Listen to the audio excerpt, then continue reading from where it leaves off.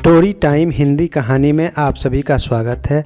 आज हम कहानियों के संग्रह से अकबर बीरबल की कहानी कुआं का पानी सुनेंगे।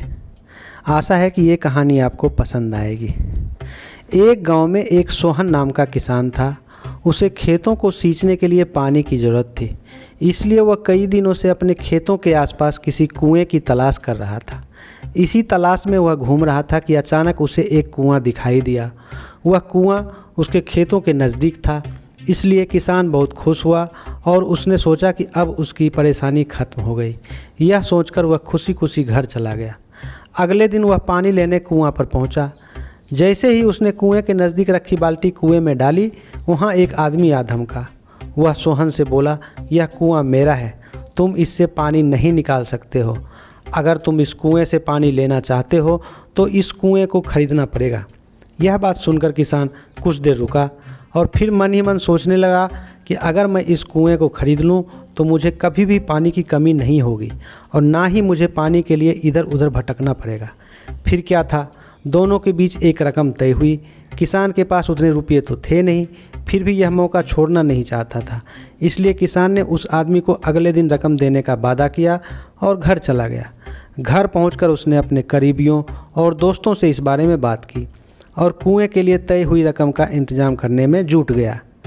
थोड़ी भागदौड़ और आखिरकार उसने वह रकम जुटा ली।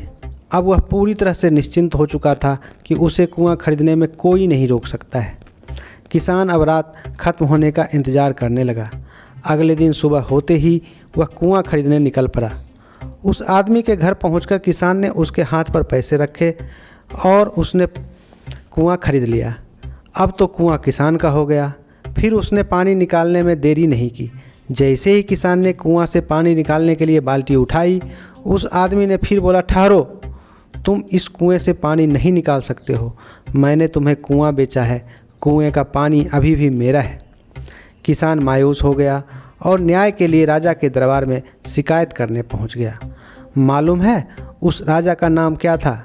राजा का नाम बादशाह अकबर था। बादशाह ने उस किसान की पूरी कहानी सुनी और फिर उस आदमी को दरबार में बुलाया जिसने वह कुआं बेचा था। राजा का फरमान सुनते ही वह आदमी भागा भागा दरबार में हाजिर हुआ। राजा ने उससे पूछा, जब तुमने इस किसान को कुआं बेच दिया तो फिर इसे पानी क्यों नहीं लेने दे रहे हो? आदमी बोला, महाराज, मैंने केवल कुआं बेचा था, पानी नहीं। यह बात सुनकर राजा भी सोच में पड़ गए। उन्होंने कहा कि बात तो यह पते की कह रहा है, कुआं बेचा है, पानी तो नहीं बेचा।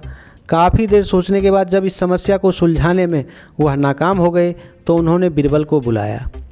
बीरबल बहुत ही बुद्धिमान था, इसलिए राजा अकबर किसी भी मामले पर फैसला लेने से पहले उसकी राय जरूर लेते थे। बीरबल ने एक बार फिर दोनों से उनकी समस्या पूछी। पूरी बात जानने के बाद बीरबल ने उस आदमी से कहा, ठीक है, तुमने कुआं बेचा है, पानी नहीं बेचा, फिर तुम्हारा पानी किसान के कुएं में क्या कर रहा है? कुआं तुम्हारा नहीं है, तुम्हें आज शाम तक का वक्त देता हूँ। तुम इनके कुएं से अपना पानी बाहर निकालो और अगर नहीं निकाल पाए तो कल तुम्हें इसका हर्जाना देना पड़ेगा। बीरबल का इतना कहते ही उस आदमी को समझ में आ गया कि अब उसकी चालाकी किसी काम नहीं आने वाली है। वह तुरंत राजा के पैरों पर गिरकर माफ़ी मांगने लगा। यह सब देखकर राजा अकबर ने बीरबल की बुद्धिमानी की तारीफ़ की और कुआं बेचने वाला आदमी पर धोखेबाजी के लिए जुर्माना लगाया। आपको यह कहानी कैसी लगी हमें कमेंट्स में बताएं। धन्यवाद।